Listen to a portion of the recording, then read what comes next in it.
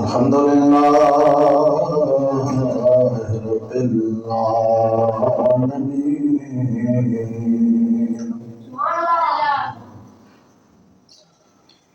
والعاقبة للمتقين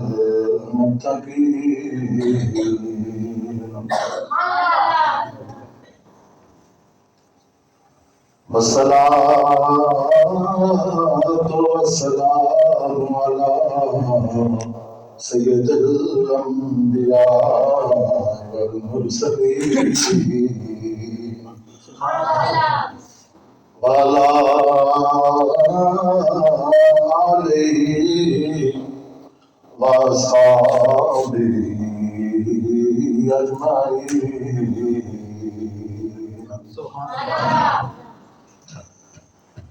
أما بعد فأعوذ بالله من الشيطان الرجيم.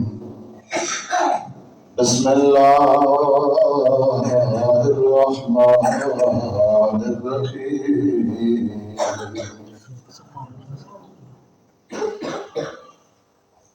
وسيجنبها الأتقى الذي يؤتي ماله يتزكى.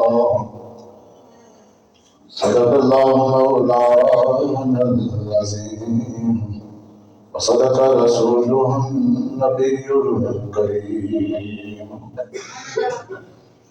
إن الله وملائكته يصلون على النبي يا أيها الذين آمنوا صلوا عليه وسلموا تسليما. اللهم صل على سيدنا مولانا محمد وعلى آل سيدنا مولانا محمد وبارك وسلم عليه. تمام راتوں کے بعد پڑھیں الصلاۃ والسلام علیک یا سیدی یا رسول اللہ وعلی آلک واصحابک یا سیدی یا حبیب اللہ. حمد و صلوات کے بعد اللہ کے احترام میرے بزرگوں بھائیوں اور دوستوں، آج جمعۃ المبارک کے بابرکت لمحوں میں مجموعی طور پر یہ چوتھا جمعہ ہے جس پر آپ شام صدیق اکبر سماعت کریں گے. اللہ تبارک و تعالیٰ سے دعا ہے مالک کائنات مجھے قرآن و سنت کی روشنی میں آ کر سچ بیان کرنے اور سنا کر ہم سب کو اس پر عمل کرنے کی توفیق عطا فرمائے. جیسا کہ مقصد کو ہمارے تقریر بنایا ہے اس کا ترجمہ سماعت فرمائیں. رب ذوالجلال شاہ فرماتے ہیں وَسَيُجَنَّبُهَا الْأَتْقَى الَّذِي يُؤْتِي مَالَهُ يَتَزَكَّىٰ، اور دور رکھا جائے گا اس سے جو نہایت پرہیزگار ہے اور جو مال دیتا ہے اپنے دل کو پاک کرنے کے لیے. سامعین عزیزگار، مفسرین امت اس آیت کے بارے میں اور آخری پارے کی سورہ واللیل کے بارے میں دیکھتے ہیں کہ سورہ واللیل کے اندر رب ذوالجلال نے حضرت ابوبکر صدیق رضی اللہ تعالی عنہ کے اوصاف و محاسن کو بیان فرمایا ہے. اور اس سے جو اگلی صورت ہے وہ سورہ والضحیٰ ہے. اس میں مالک کائنات نے اپنے محبوب پاک صلی اللہ علیہ وآلہ وسلم کے فضائل و مناقب کا ذکر کیا ہے. سامعین محترم، ہماری سنت ہے اور ہمارا عقیدہ اور ایمان ہے کہ اس روئے زمین پر انبیاء کے بعد سب سے مقدس جماعت صحابہ کرام کی جماعت ہے، اور حضور کے تمام صحابہ میں سے سب سے افضل حضرت ابوبکر صدیق ہیں. ظاہری طور پر بھی باطنی طور پر بھی اور روحانی طور پر بھی خلیفہ بلا فصل افضل البشر قائد الانبیاء تاجدار صداقت حضرت ابوبکر صدیق رضی اللہ تعالیٰ عنہ کی ذات ہے۔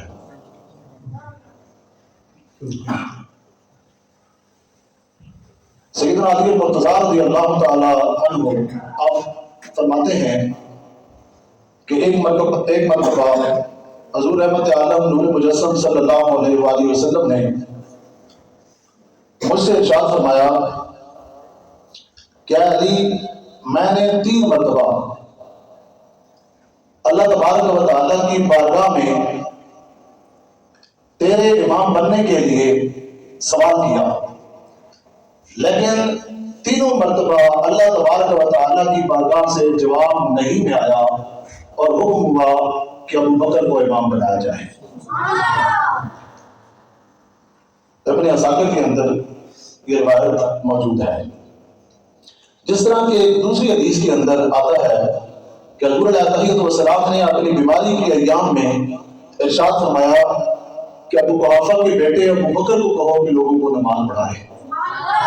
یہ بھی واضح طور پر اس بات کی طرف اشارہ تھا کہ حضور علیہ الصلوۃ والسلام کے بعد امامت اور خلافت کی مستحق اور حقدار اور اہل کوئی شخصیت ہے تو وہ حضرت ابوبکر صدیق رضی اللہ تعالیٰ عنہ کی ذات ہے۔ حضرت ابن اساکر کے اندر ہی ایک اور روایت بھی ہے کہ حضور کی زوجہ محترمہ حضرت حفصہ رضی اللہ تعالیٰ عنہ نے حضور علیہ الصلوۃ والسلام سے سوال کیا، یا رسول اللہ صلی اللہ علیہ وآلہ وسلم، کیا آپ نے اپنی بیماری کے ایام میں حضرت ابو بکر کو امام بنایا تھا؟ تو حضور علیہ الصلوۃ والسلام نے آگے اپنی زوجہ محترمہ حضرت حفصہ کو جواب دیا کہ حفصہ، ابو بکر کو امام میں نے نہیں بنایا بلکہ ابو بکر کو امام خدا تعالیٰ نے بنایا ہے۔ ابو بکر کو امام رب تعالیٰ نے خود بنایا ہے۔ تو اس روایت سے بھی پتہ چلتا ہے کہ حضرت ابوبکر صدیق حضور کے بعد جو امام بنے تو اس کے اندر منشا خداوندی شامل تھی۔ حضرت ابوبکر کو صرف حضور علیہ الصلوۃ والسلام نے ہی امام نہیں بنایا بلکہ خدا تعالیٰ نے بھی آپ کو امام بنایا ہے، اور یہ روایت بھی ابن اساکر کے اندر موجود ہے۔ آگے سیدنا علی مرتضیٰ رضی اللہ تعالیٰ عنہ آپ کا قول، آپ کا فرمان سنیں۔ آپ فرماتے ہیں کہ ہم نے ابو بکر کو اپنی دنیا کی امامت اور خلافت کے لیے بھی اسی طرح چن لیا جس طرح کہ محبوب خدا صلی اللہ علیہ وآلہ وسلم نے انہیں ہمارے دین کے لیے چن لیا۔ جس طرح حضور علیہ الصلوۃ والسلام نے انہیں دین کی امامت کے لیے چن لیا، حضرت علی کرم اللہ وجہہ الکریم فرماتے ہیں ہم نے بھی مشاورت سے حضور کے بعد اپنی دنیا کی امامت اور خلافت کے لیے حضرت ابوبکر صدیق کو چن لیا۔ تاریخ الخلفاء کے اندر یہ بات جو ہے یہ موجود ہے۔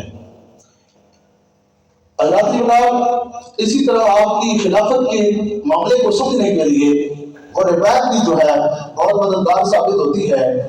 پچھلے جمعہ پر جو ہے اشارت میں جمعہ پر بھی بیان کرتے جب آپ سن چکے ہیں کہ ایک عورت حضور علیہ الصلوۃ والسلام کی بارگاہ میں آئی تو حضور علیہ الصلوۃ والسلام نے اس سے فرمایا کہ دوبارہ آنا، پھر آنا۔ اس نے کہا یا رسول اللہ صلی اللہ علیہ وسلم، اگر میں آؤں اور آپ کو نہ پاؤں تو پھر حضور علیہ الصلوۃ والسلام نے فرمایا کہ اگر تو آئے اور مجھے نہ پائے تو پھر ابو بکر کے پاس آنا، پھر ابو بکر کے پاس آنا۔ آگے الفاظ ہیں اس لیے کہ الخلیفۃ من بعدی، اور میرے بعد خلیفہ ہوں گے۔ واضح طور پر جو ہے یہ الفاظ خلافت کے حضور علیہ الصلوۃ والسلام نے ارشاد فرمایا کہ میرے بعد خلیفہ جو ہے کون ہوں گے؟ ابو بکر ہوں گے۔ اگر مجھے نہ پاؤ تو میرے بعد جو ہے ابو بکر کے پاس آنا۔ یہ بات جو ہے یہ بھی اسی طرح تاریخ الخلفاء کے اندر موجود ہے۔ حضرات آج مجموعی طور پر تاجدار صداقت خلیفہ اول خلیفہ بلا فصل حضرت ابوبکر صدیق رضی اللہ تعالیٰ عنہ کے فضائل و کمالات، آپ کے اوصاف و محاسن اور آپ کی فضیلت و خلافت پر یہ مجموعی طور پر چوتھا جمعہ ہے اور آخری جمعہ ہے، اس لیے میری کوشش اور خواہش ہے کہ میں آپ کی زندگی کے مختلف پہلو جو ہیں جن کا بیان کرنا پچھلے جمعوں پر یا جو 3 درس جو ہیں ریکارڈ ہوئے ہیں ان کے اندر رہ گیا ہے، تو آپ کی ذات کے ان پہلوؤں کو آپ کے سامنے جو ہے اجاگر کیا جائے، آپ کے سامنے بیان کیا جائے۔ حضرات آپ کے عشق و محبت کے حوالے سے ایک دو باتیں سنیں کہ سرکار کی ذات سے خلیفہ اول حضرت ابوبکر صدیق رضی اللہ تعالیٰ عنہ کو کس قدر پیار تھا، کس طرح کی محبت تھی۔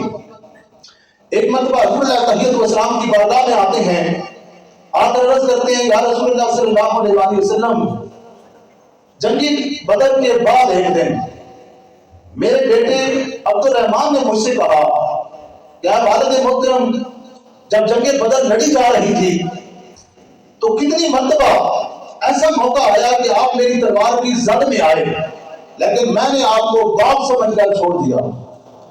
تو یا رسول اللہ، میں نے اپنے بیٹے عبد الرحمان کو یہ جواب دیا ہے کہ عبد الرحمان، وہ تو تھا جس نے باپ سمجھ کے چھوڑ دیا، اگر تو میری تلوار کی زد میں آ جاتا تو میں تجھے بیٹا سمجھ کر چھوڑ نہ دیتا، بلکہ دشمن رسول سمجھ کر میں اپنی تلوار سے تیری گردن اڑا دیتا۔ یہ آپ کے عشق و محبت کا جو ہے یہ عالم تھا، یہ حال تھا۔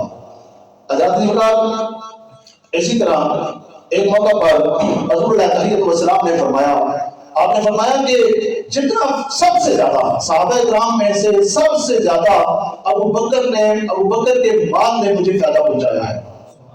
صحابہ میں سے سب سے زیادہ ابو بکر کے مال نے مجھے فائدہ پہنچایا۔ جب حضور نے یہ ارشاد فرمایا نا تو پیدر عشق و محبت نے آگے سے جواب دیا، یا رسول اللہ صلی اللہ علیہ وسلم، وہ تو مال تھا، میری تو جان بھی آپ کے لیے حاضر ہے۔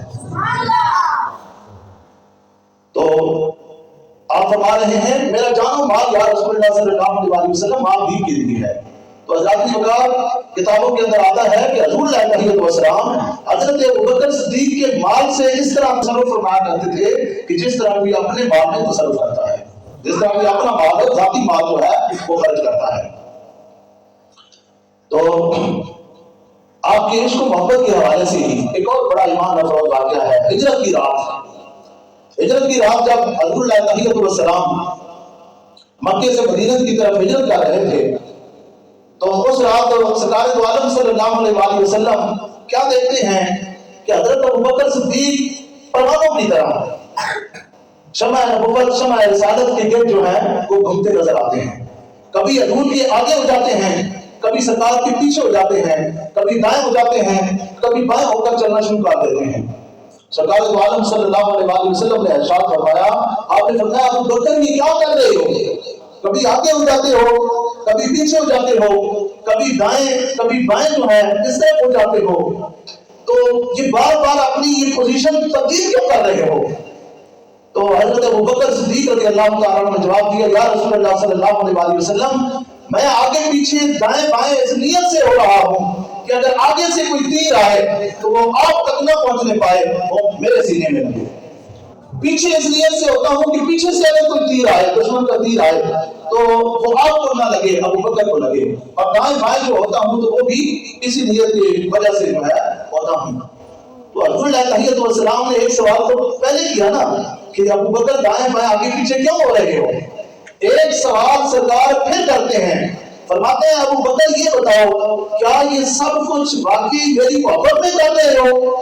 تو حضرت ابوبکر صدیق نے عرض کی، یا رسول اللہ صلی اللہ علیہ وسلم، اس میں شک کی کیا ہے؟ یا رسول اللہ، میں یہ جو سب کچھ کر رہا ہوں یہ آپ کی محبت ہی میں کر رہا ہوں۔ تو حضور علیہ تحیت والسلام نے پھر آپ کو دعا دی، توجہ سے سننا، دعا کیا دی؟ حضور کی زبان رسالت مآب سے جو دعائیہ الفاظ حضرت ابوبکر صدیق کے حق میں نکلے وہ کچھ اس طرح ترتیب پائے۔ سرکار نے کہا، یا اللہ میری دعا ہے ابوبکر کو جنت کے اندر میرا ساتھی بنانا، ابوبکر کو جنت کے اندر میرا پڑوس عطا فرمانا۔ اللہ کی بات ہے، رسول اللہ تحیت والسلام نے دعا دی اور وہ جبرائیل امین رسول اللہ تحیت والسلام کی بارگاہ عالیہ کے اندر حاضر ہوتے ہیں اور عرض کرتے ہیں، یا رسول اللہ جو آپ نے ابوبکر کے لیے دعا کی تھی اللہ تبارک و تعالیٰ نے اس دعا کو اپنی بارگاہ میں قبول فرما لیا ہے۔ اب حضرات کی بات دعا کو پوری توجہ ادھر ہے، اللہ نے حضرات کی بات آپ دیکھیے کہ دعا حضور نے کی اور رب جلال نے اس دعا کو شرف قبولیت بخش دیا.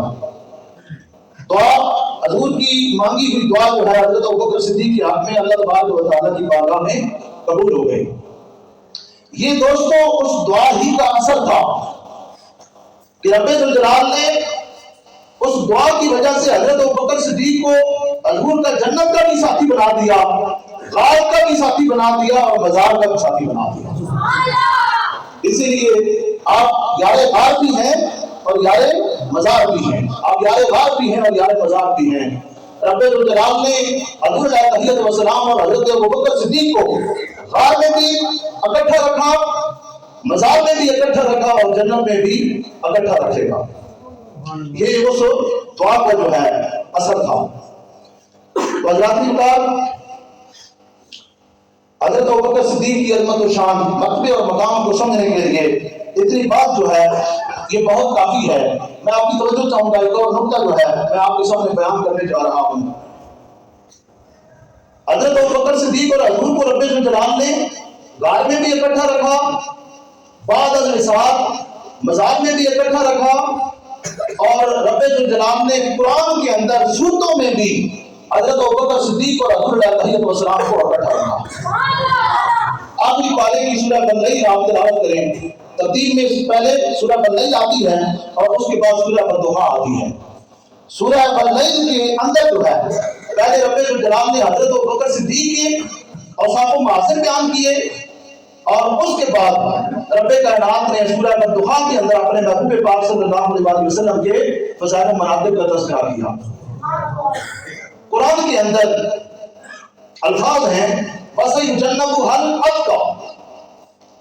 یاد رکھیں کہ حضور علیہ السلام کے جتنے صحابہ ہیں سب کے سب متقی ہیں, پرہیزگار ہیں, سب متقی ہیں, لیکن تمام صحابہ میں حضرت ابوبکر صدیق کو قرآن نے رب نے جو ہے اتقیٰ فرمایا ہے. اتقیٰ کا معنی کیا ہے؟ سب سے زیادہ متقی. سارے صحابہ متقی ہیں اور آپ کیا ہیں؟ آپ اتقیٰ ہیں, یعنی سارے صحابہ میں سے سب سے زیادہ متقی اور پرہیزگار ہیں. خدا تعالیٰ یہ گواہی دے رہا ہے.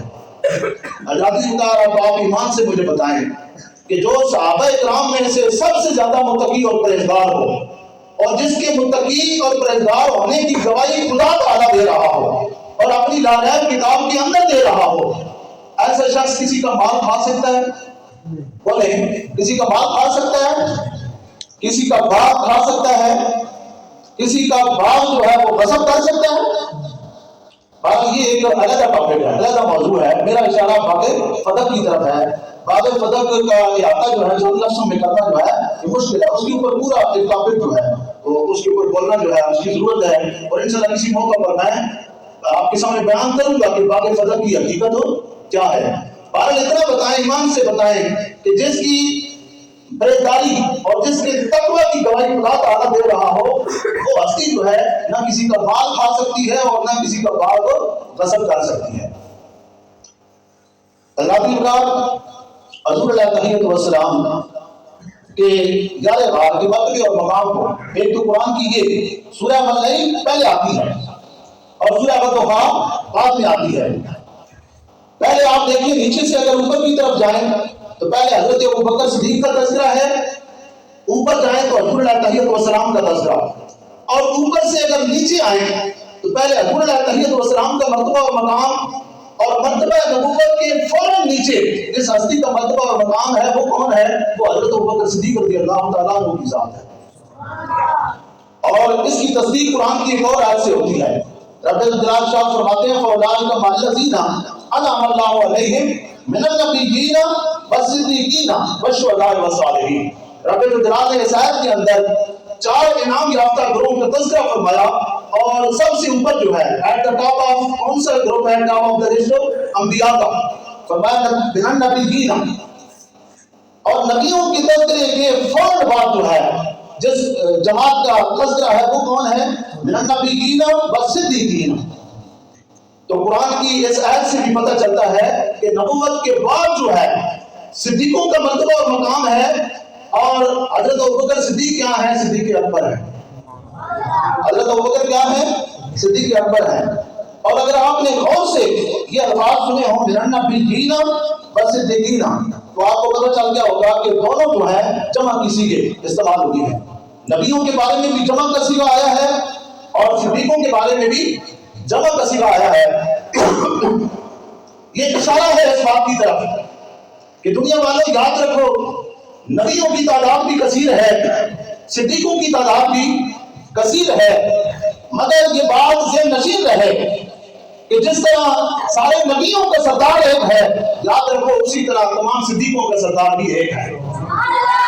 نبیوں کے سردار محبوب انور ہیں اور صدیقوں کے سردار صدیق اکبر ہیں.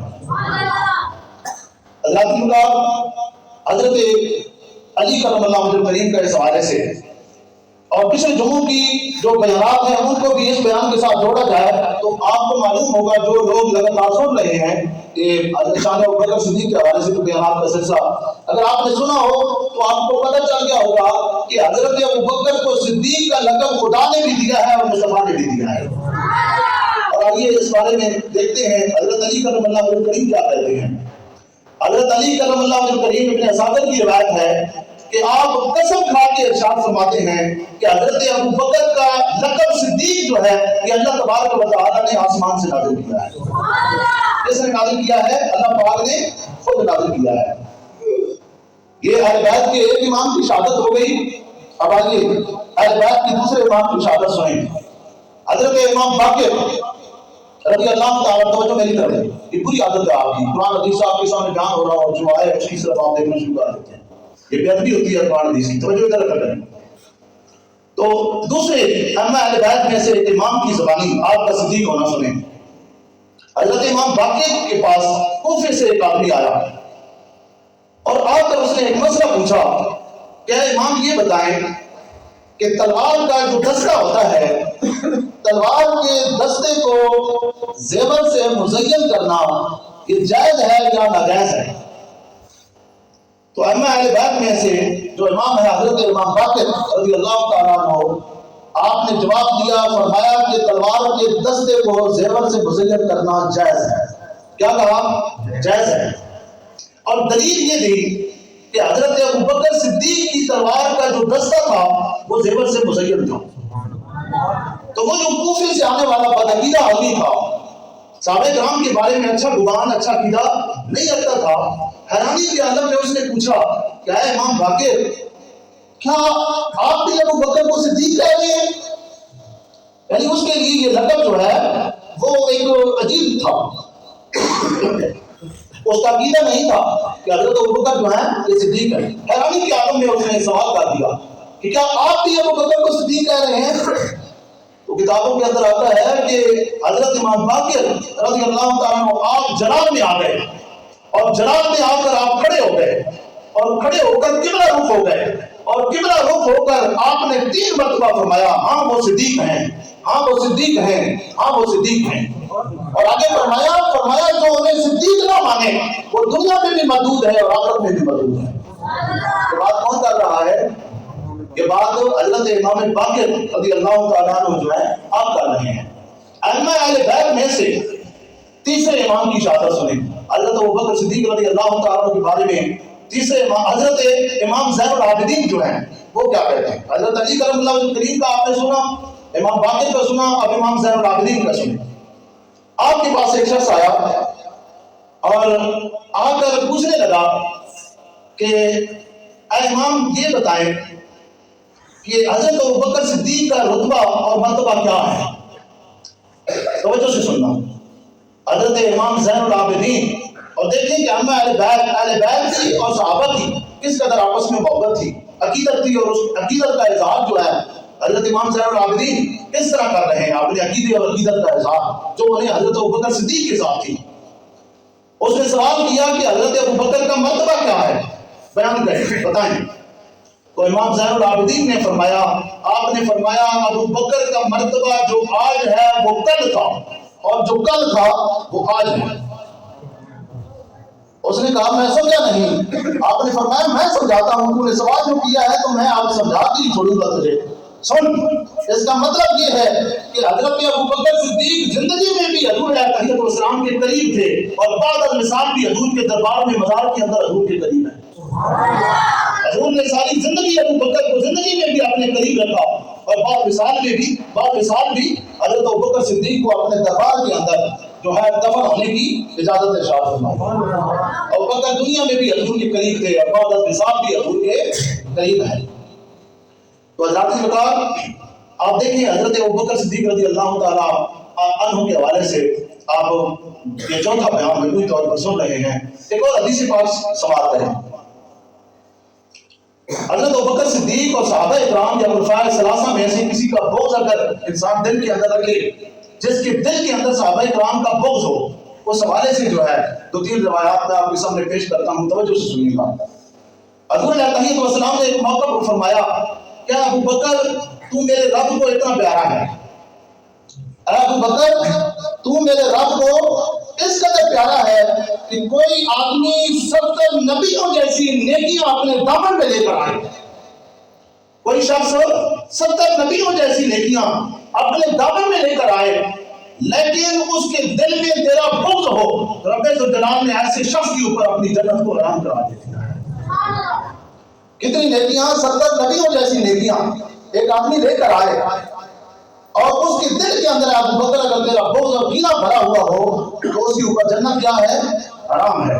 سرکار دو عالم صلی اللہ علیہ وآلہ وسلم کا یہ فرمان ہے۔ حضرات مقدار یہ بہت سخت وعیدیں ہیں حدیث شریف کے اندر۔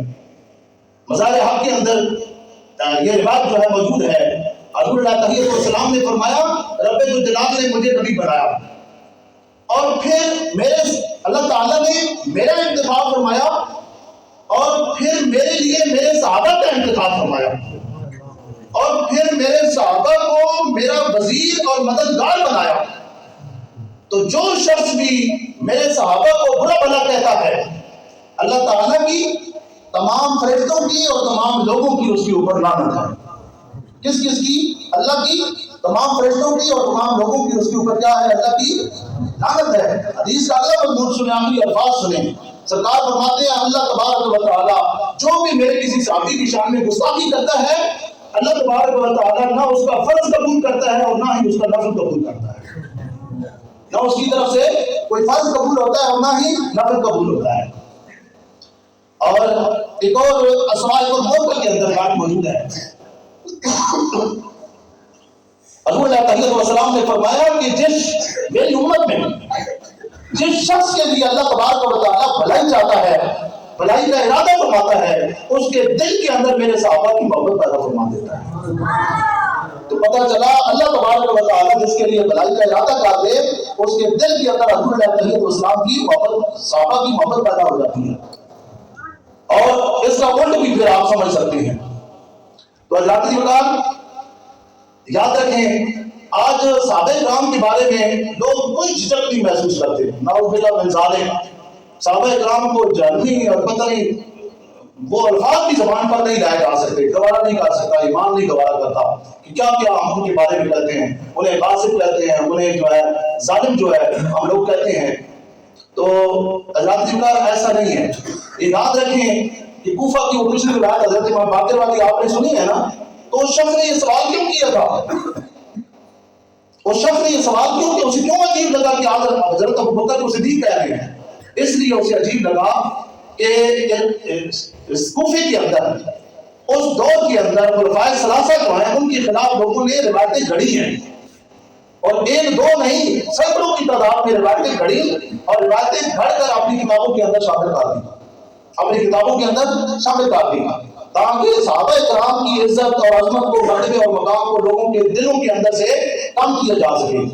لیکن مجھے آپ بتائیں کہ جن کی عظمتوں اور شانوں کا چرچا رب ذوالجلال اپنی غائب کتاب کے اندر کرے، جن کی عظمت و شان کو میرے اور آپ کے آقا اپنی زبان رسالت مآب سے خود بیان کریں، ان کی عظمتوں اور شانوں کو کوئی کم کر سکتا ہے؟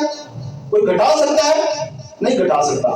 حضرات آخری بات سنیں کہ میں اور آپ اگر ہم نیک عمل کرتے ہیں، اللہ رسول کے حکموں کے مطابق زندگی بسر کرتے ہیں اور ہمارا خاتمہ ایمان پر ہوتا ہے، دنیا کے تمام نمازی، تمام حاجی، روزہ دار، زکات ادا کرنے والے، غازی، مجاہد، علماء، صلحاء، یہ جتنے لوگ ہیں یاد رکھیں کہ یہ قیامت کے بعد جنت میں جائیں گے، لیکن حضرت ابوبکر اور حضرت عمر وہ ہیں جو آج بھی جنت میں سو رہے ہیں، جو آج بھی جنت میں سو رہے ہیں۔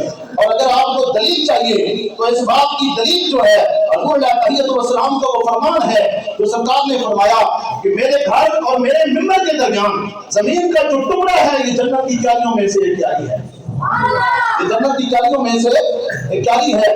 تو پتہ چلا کہ دنیا کے تمام نیکوکار لوگ جو ہیں، متقی پرہیزگار لوگ، اللہ اور اس کے رسول کی اطاعت کے مطابق، فرامین کی احکامات اور تعلیمات کے مطابق زندگیاں بسر کرنے والے لوگ، یہ قیامت کے بعد جنت میں جائیں گے، لیکن حضرت ابوبکر صدیق اور حضرت عمر فاروق آج بھی جنت میں سوئے ہوئے ہیں۔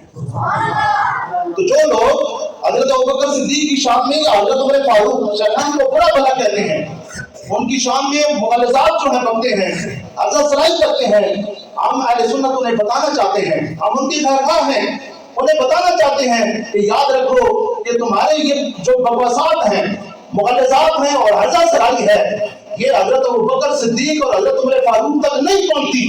حضرت ابوبکر اور حضرت عمر فاروق حضور دنیا کی اس عظیم ترین ہستی کے پیروں میں آرام فرما رہے ہیں کہ جس ہستی کے دربار میں لوگوں کی گالیاں اور بکواسات نہیں پہنچتے، وہاں پہنچتا ہے تو ان کی ذات پر درود پہنچتا ہے، وہاں پہنچتا ہے تو درود پہنچتا ہے۔ 70,000 فرشتے صبح درود کے نذرانے حضور کی دربار میں آ کر پیش کرتے ہیں، 70,000 فرشتے شام کو جو ہے آ کر حضور کی بارگاہ میں جب صلاۃ والسلام کا نذرانہ پیش کرتے ہیں تو حضرت ابوبکر اور حضرت عمر فاروق بھی حضور کے پیروں میں ہی آرام فرما ہے نا۔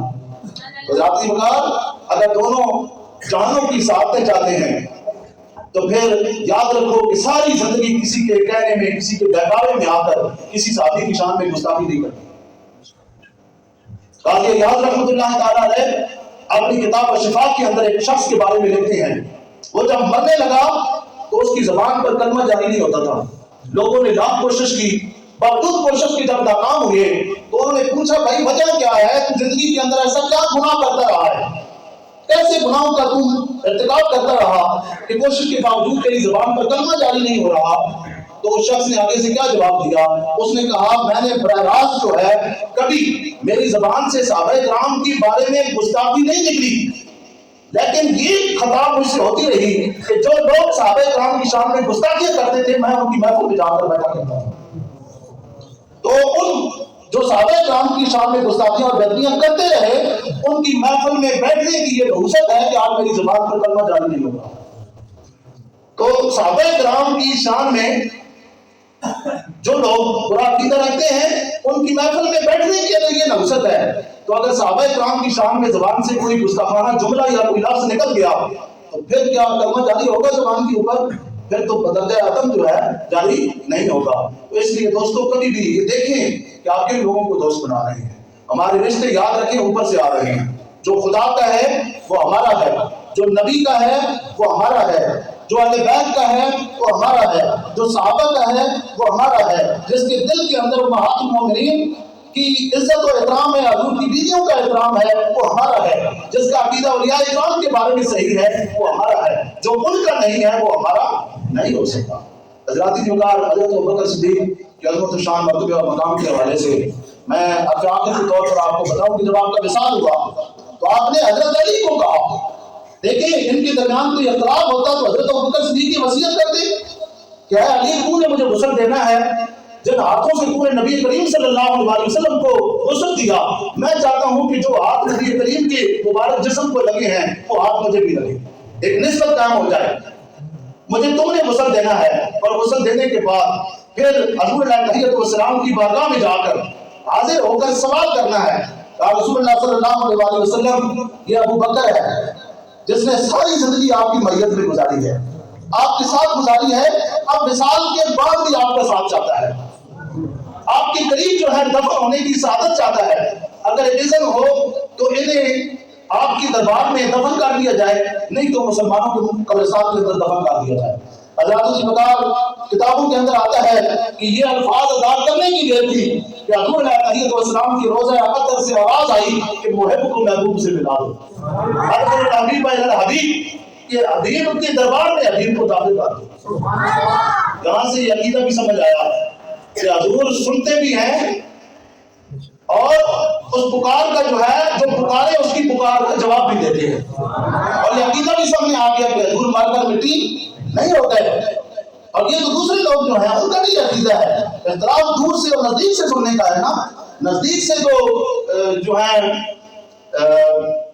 بہت بڑے ایک عالم ہیں، ان کا نام میرے ذہن کے حاشیے سے اتر گیا ہے، حاجی امداد اللہ مہاجر مکی، ان کا یہ شعر ہے، لگا تکیہ گناہوں کا پڑا دن رات سوتا ہوں، مجھے اسحاق غفلت سے جگا دو یا رسول اللہ۔ حضور سنتے ہیں تو اس لیے تو بتا رہے ہیں نا، حضور کی بارگاہ میں التجا پیش کر رہے ہیں، تو حضرات پکار پتہ چلا کہ حضور سنتے بھی ہیں، اپنے غلاموں کی پکار کو سنتے بھی ہیں اور اس پکار کا جواب بھی دیتے ہیں۔